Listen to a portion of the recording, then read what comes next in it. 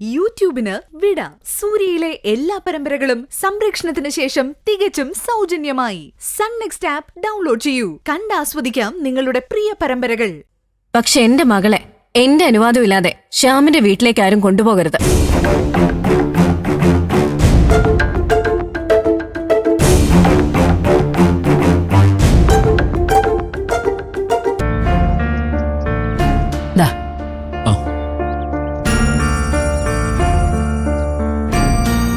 നീ അനുവിനെ അവിടെ നിർത്തിയിട്ട് പോരണ്ടായിരുന്നു.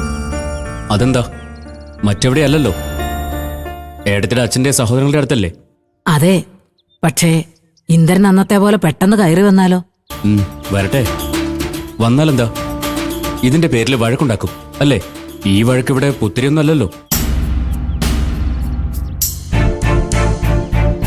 നമുക്കങ്ങനെ പറയാം, പക്ഷേ അനുഭവിക്കേണ്ടി വരുന്നത് ആ പാവമല്ലേ? ആ പാവം പെണ്ണ് ഈ പ്രായത്തിനോടിടയ്ക്ക് ഒരുപാട് അനുഭവിച്ചു കഴിഞ്ഞു. നല്ല രീതിയിൽ കുടുംബം നോക്കാനും എല്ലാവരെയും സ്നേഹിക്കാനും അറിയാവുന്ന ഒരു പെൺകുട്ടി ആവണം. പക്ഷേ ഇപ്പൊ അതിന്റെ മുഖത്തേക്ക് നോക്കാൻ പോലും ധൈര്യം കിട്ടുന്നില്ല. എല്ലാം അനുവദിച്ചത് തന്നെ കുഴപ്പമാ.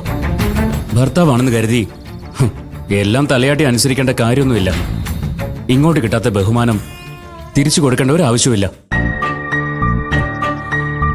ഇതൊക്കെ വെറുതെ പറയാനല്ലേ പറ്റൂ മോനെ?